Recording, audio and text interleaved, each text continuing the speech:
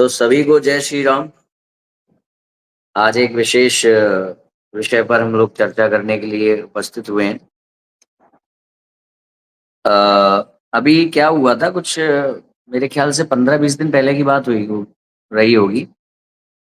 एक कोई अग्निव्रत जी हैं, वो किसी चैनल पर गए और वहाँ पर पुराण आदि विषयों पर उन्होंने अत्यंत आपत्तिजनक टिप्पणियाँ दी। जैसे कि मैं तो पढ़ते-पढ़ते रुक गया, अ, मैं जो है पुराण को पढ़ नहीं पाता हूँ, मैं उसको नहीं देख पाता हूँ, मैं उसको सहन नहीं कर पाता हूँ। तो ये सब उन्होंने टिप्पणियाँ दी। पुराण को लेकर के मतलब अवमानना वहाँ व्यक्त की। अच्छा, वहाँ पर उनको टोका भी सामने वाले ने, जो उनका इंटरव्यू ले रहा था, उसने टोका भी कि इन बातों को लेकर के आपका विरोध हो सकता है। पर उन्होंने नहीं, मैं बोलूँगा, मैं तो बोलूँगा।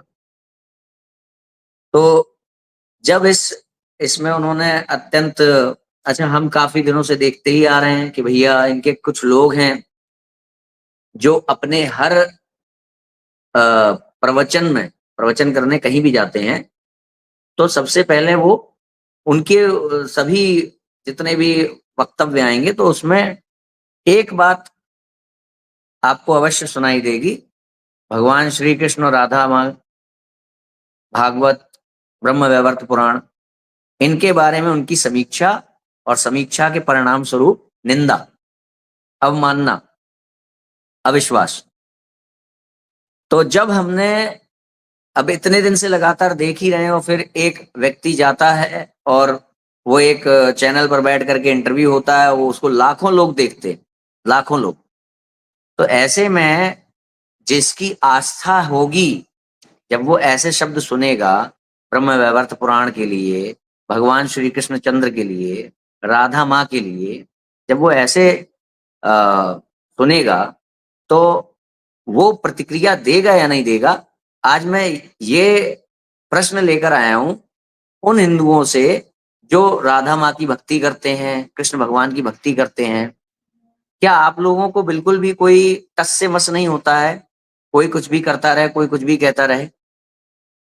क्या वास्तविकता में आप लोग इनकी भक्ति करते हैं या वो कुछ और है? क्योंकि मुझे लगता है यदि आपकी माता जी को स्वयं कोई कुछ कह दे इस तरह से, तो आप तो पता नहीं क्या कर दो। आपके पिता को अगर कोई कुछ कह दे इस तरह से, तो आप तो पता नहीं क्या कर दो। मगर जब आप माता-पिता, जो परमात्मा के रूप में इनको आप पूज रहे हैं, भक्ति कर रहे हैं, तो इससे आपको कोई फ़र्क नहीं है, या फिर या तो आपकी वो भक्ति एक केवल एक क्या है, क्या कहें उसके बारे में? तो ख़ैर मैं मेरा हृदय इन बातों को सहन नहीं कर पाता है। तो मैंने जब इस पर एक प्रतिक्रियात्मक वीडियो बनाया, मर्यादा में रहते हुए मैंने बातें की, ये भी बात है। वहाँ पे उस वीडियो में मैंने मर्यादा में रहते हुए बातें की और वहाँ पर मैंने ये सब, हालाँकि मैंने अपने ही लोगों को आह्वान किया कि भई आप लोग कर क्या रहे हो? कि प्रदीप मिश्रा जी अगर राधा जी के लिए कुछ बोल देते हैं, तो आप उनसे नाक रगड़वाते हो। अब ये लोग इतना अभद्र-अभद्र बोल रहे हैं, आज से नहीं, चलो आज तो ये हुआ जिसकी वजह से हमने वीडियो बनाया। मगर आप लोग सहन कैसे कर रहे हो? क्या है वो, भक्ति-भक्ति है, हिंदू-हिंदू है कि सब सब खोखले हैं? तो हमने जब ये वीडियो बनाया तो इसके प्रत्युत्तर में कुछ आर्य समाज के युवाओं ने, और मैं कहूँगा थोड़े कुछ भटके हुए भी हैं, कुछ सुलझे हुए भी हैं, मगर कुछ भटके हुए युवाओं ने भी वीडियो बनाया। भटके हुए किनको कह रहा हूँ?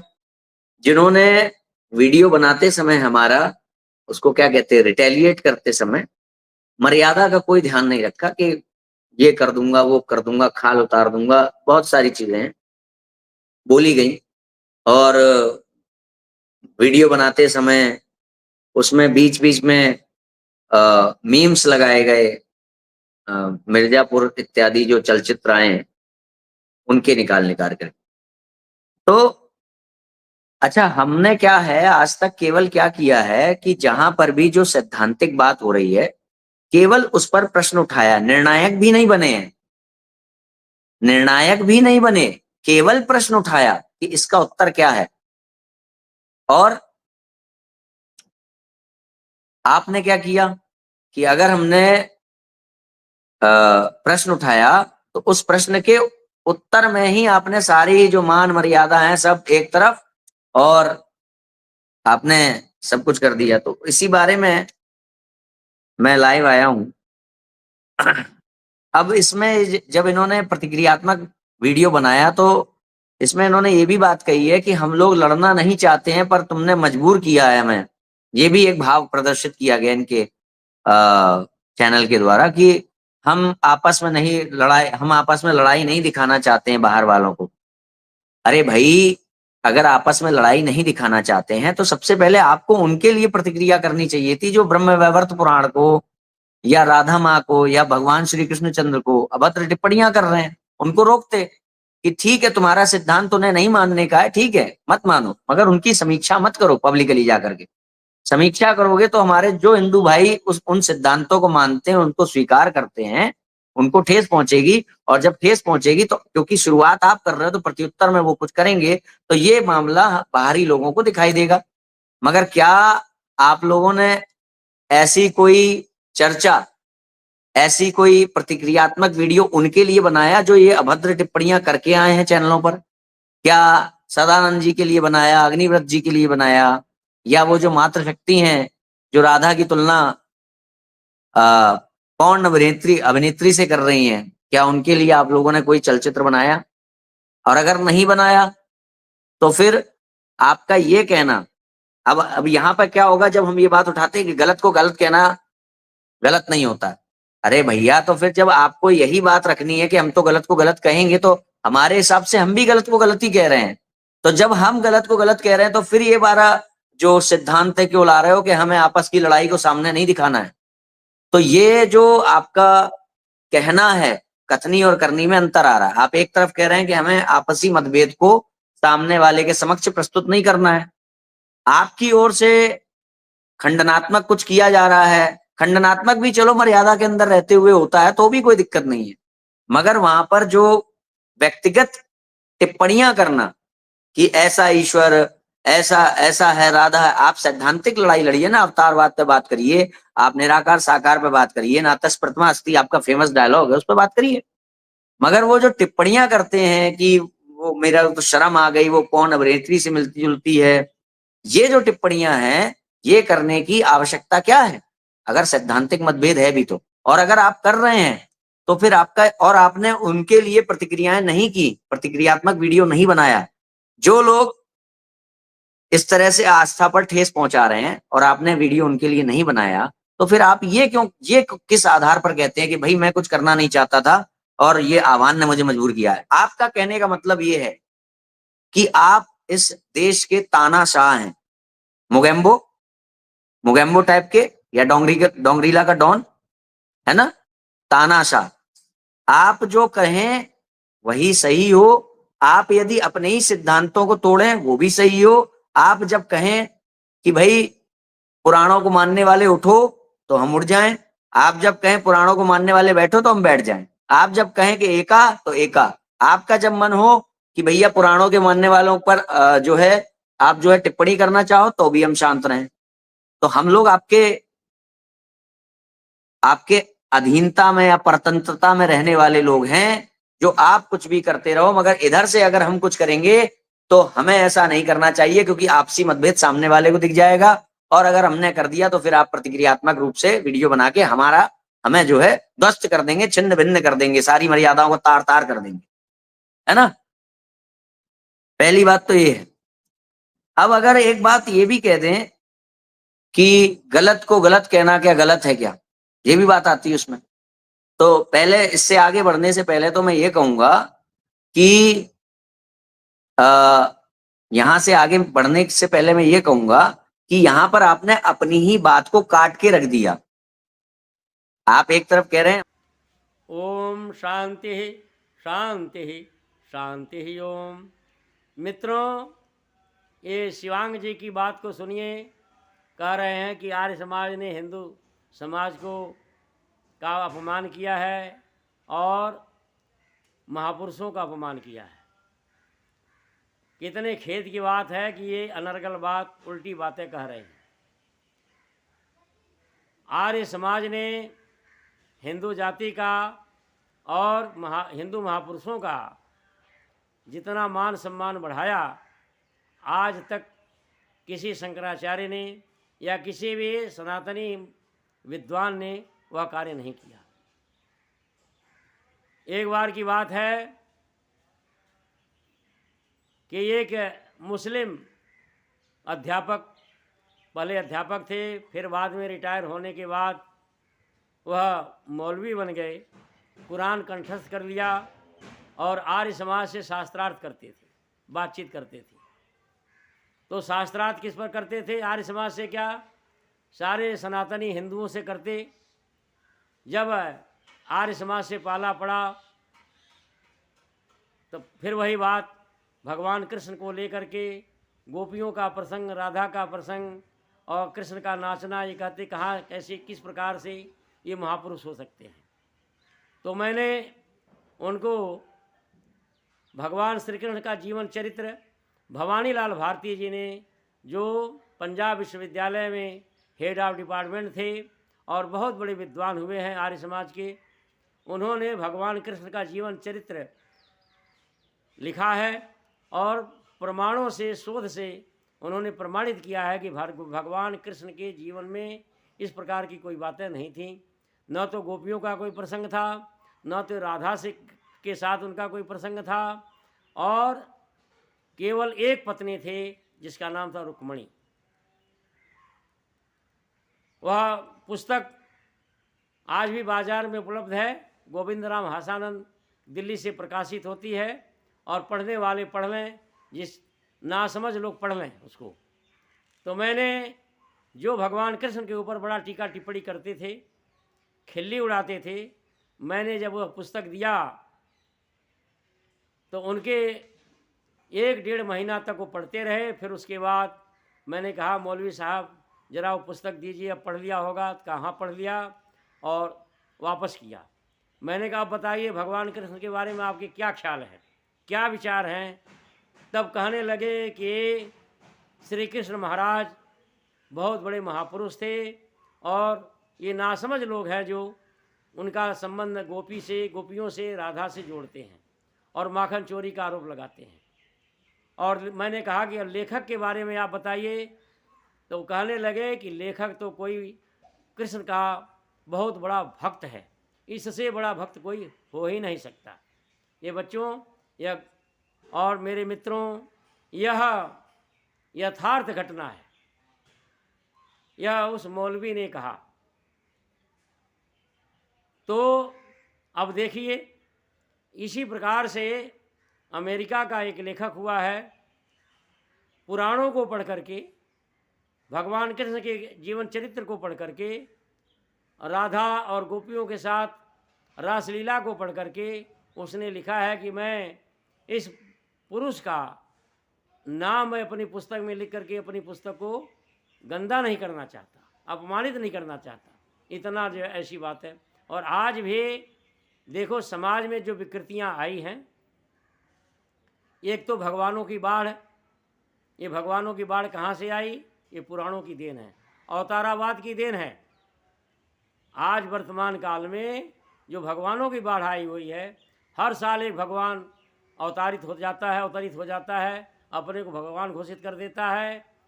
जिस प्रकार से कितने तो मर गए, रजनीश, जय गुरुदेव। अब जय गुरुदेव के चेले कभी भगवान कहते हैं, कभी जो है कहते नहीं मनुष्य थे। वो भी जो है छद्मवेशी हैं। एक बार बहुत पहले की बात है, जब मैं 10वीं क्लास में पढ़ता था, तब एक जय गुरुदेव वाला जा रहा था टाटपट्टी धारी, और मैं भी छात्रों के साथ साइकिल से इस विद्यालय जा रहा था। मैंने पूछा उससे, अपने सहपाठी को कहा, भी देखो मैं खेला दिखाता हूँ तुम्हें। हम जो है आज साइकिल बढ़ाए और उसके साथ हो लिए। मैंने कहा, ये बताओ, मैंने जाते ही कहा जय गुरुदेव नाम परमात्मा का है। तो उसने कहा जय गुरुदेव नाम परमात्मा का है, जय गुरुदेव नाम परमात्मा का है। फिर जो है मैं चुप हो गया। फिर थोड़ी देर के बाद मैंने कहा, आपके जय गुरुदेव महाराज का आश्रम कहाँ है? तो कहा कि जो है आपको नहीं पता? मैं कहा नहीं, मुझे नहीं मालूम, मैं नाम सुना है जय गुरुदेव, लेकिन ये नहीं पता आश्रम कहाँ है। तो कहा मथुरा में है, जय गुरुदेव महाराज का आश्रम मथुरा में है। मैं कहा कितना बड़ा है? कहा बहुत बड़ा है, लाखों लोग आते रहते हैं, भंडारा चलता रहता है, सत्संग होता रहता है, आप भी कभी पधारो। तो मैंने कहा आपके महाराज जी का, गुरुदेव महाराज जी का, जय गुरुदेव महाराज जी की कितनी उम्र है? कहा इसमें इतनी उम्र है, वो तो 70 साल के लगभग हो गए। मैं कहा इसका मतलब है आपका परमात्मा मथुरा में रहता है और जय गुरुदेव के रूप में रहता है। नहीं नहीं नहीं नहीं नहीं, उनका नाम तो तुलसीदास है। मैं कहा अभी तो तूने कहा जय गुरुदेव नाम परमात्मा का है और जय गुरुदेव माँ का आश्रम मथुरा में है और वे 75 साल के हैं। मैं जब 10वीं क्लास में पढ़ता तभी उसकी चोरी पकड़ ली। तो जय गुरुदेव वालों को जब भी कोई कहे कि तुम जय गुरुदेव को परमात्मा क्यों कहते हो, तुलसीदास बाबा को जय गुरुदेव का नाम असली तो तुलसीदास है, तो उसको जो है जय गुरुदेव कहते क्यों कहते हो? कहा नहीं, परमात्मा का नाम जय गुरुदेव है, लेकिन ये तो जो तुलसीदास है। लेकिन यथार्थ में इसी को जो दाढ़ी वाले बाबा है जो मथुरा में, उन्हीं को जय गुरुदेव कहते हैं और उन्हीं को परमात्मा कहते हैं। तो एक तो ये जय गुरुदेव परम ईश्वर के अवतार, ओसो ईश्वर का अवतार, और तमाम जो है ये श्री राम शर्मा भी, उनको भी अवतरित पुरुष कहते, और कितने जिंदे हैं अभी और कितने मर गए। हर साल एक भगवान जो है पैदा हो जाता है। ये सिर्फ अवतारावाद की कल्पना से, ये हानि जो है अवतारावाद के कारण से हुआ है। यदा यदा ही धर्म से ग्लानिर्भवति भारत, इस कारण से हुआ है। तो आर्य समाज ने तो महर्षि दयानंद सरस्वती प्रथम पुरुष हैं जिन्होंने ये कहा कि भगवान कृष्ण का जीवन चरित्र महाभारत में अति उत्तम लिखा है और जन्म से लेकर के मृत्यु पर्यंत तक कभी कोई अनुचित कार्य नहीं किया। और ये लिखा है सत्यार्थ प्रकाश में कि भगवान कृष्ण का जीवन आप्त पुरुषों जैसा है। आप्त पुरुष किसे कहते हैं? जिसने परमात्मा को प्राप्त कर लिया हो, जिसने परमात्मा को प्राप्त कर लिया हो उसको आप्त पुरुष कहते हैं। अब बताओ, और परमात्मा को कौन प्राप्त करता है? जो यम नियमों को सिद्ध कर लिया हो, जिसका तत्र अहिंसा सत्यास्ते ब्रह्मचर्य परिग्रह यमा शौच तप संतोष स्वाध्याय ईश्वर प्राणिधान नियमा, कि जो सत्यवादी हो, अहिंसक हो, अपरिग्रह हो, ये सारे गुण जिसके अंदर हों, छल कपट से दूर हो, ईर्ष्या द्वेष से दूर हो, मन जिसका एकाग्र होता हो, जो समाधि में पहुंच जाए, वह जो है आप्त पुरुष होता है।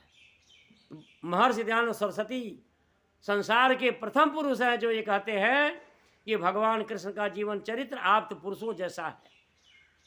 और ये शिवांग जी महाराज कह रहे हैं कि आर्य समाज ने तो महापुरुषों का अपमान किया और हिंदू जाति का अपमान किया और हिंदू एकता की बात कह रहे हैं। अरे जब तुम जो है आर्य समाजियों को अनाप शनाप बोल रहे हो हैं और सारे को अनाप शनाप बोल रहे हो, केवल तुम कहते हो कि हम ही सत्य हैं, एकता कैसे स्थापित होगी? छुआछूत तुम मानते हो, वर्ण व्यवस्था, जन्मना वर्ण व्यवस्था तुम मानते हो। आए तुम्हारे कारण से जो भी जन्म वर्ण व्यवस्था को जन्म से मानते हैं, हम तो कहते वर्ण व्यवस्था को भी छोड़ो।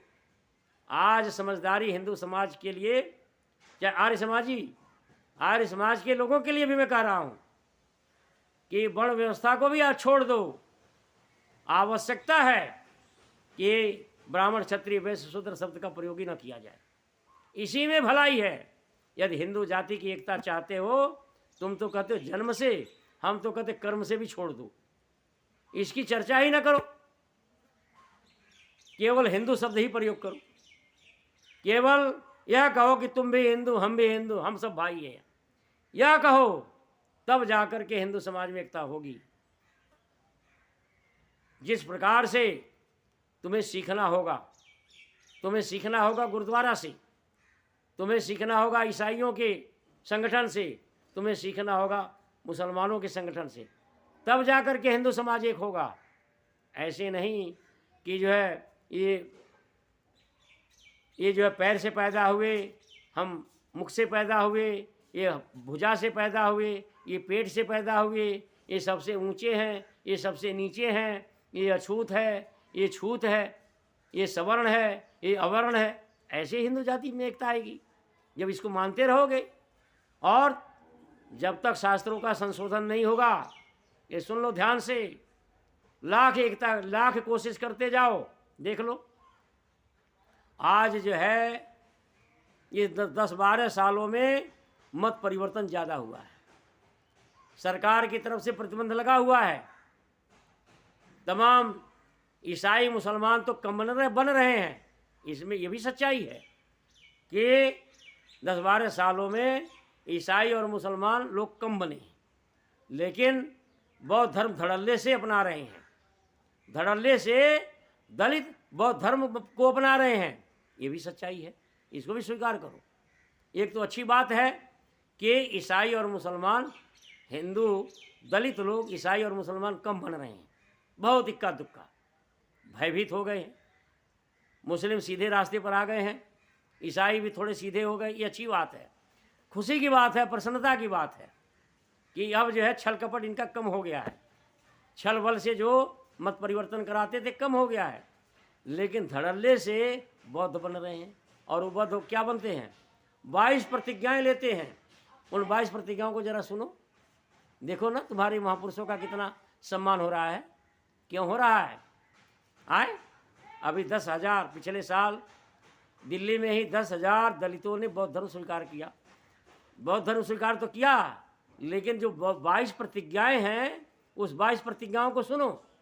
कोई मुसलमान बनता है तो ऐसा नहीं बोलता है, कोई ईसाई बनता है तो ये 22 प्रतिज्ञा नहीं लेता है। जब बौद्ध बनता है तो 22 प्रतिज्ञाएं क्या क्या लेता है। देखो कि मैं राम की, कृष्ण की, दुर्गा की, काली की, ब्रह्मा की, विष्णु को, महेश की पूजा नहीं करूंगा, इनको नहीं मानूंगा। मैं कोई क्रियाकलाप ब्राह्मणों से नहीं करवाऊंगा, किसी हिंदू देवी देवता को नहीं मानूंगा, किसी मंदिर में नहीं जाऊंगा, ऐसी प्रतिज्ञा लेता है। इससे बड़ा अपमान क्या होगा? अरे इसकी बात करो ना। आज सचमुच में हिंदू समाज में एकता स्थापित होनी चाहिए, लेकिन व्यवहार कुशल होगे तब। हिंदू समाज और व्यवहारिक समाज है। अब तुम कहोगे देखो क्या कठोर शब्द बोल रहा है, हिंदू समाज और व्यवहारिक समाज है। महात्मा गांधी ने और महर्षि दयानंद सरस्वती ने व्यवहार सिखाने की कोशिश करी। महात्मा गांधी दलितों की बस्ती में जाकर के अपना डेरा डाला था। कोई माई का लाल पैसा पैदा नहीं हुआ कि दलितों की बस्ती में जाकर के डेरा डाले।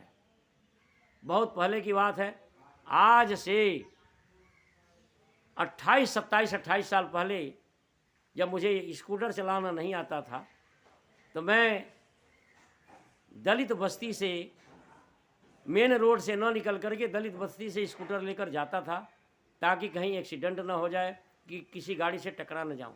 तो एक मेरे मित्र ने, दलित बस्ती से जाते थे, 1-2 मांस की दुकानें रास्ते में पड़ती थी।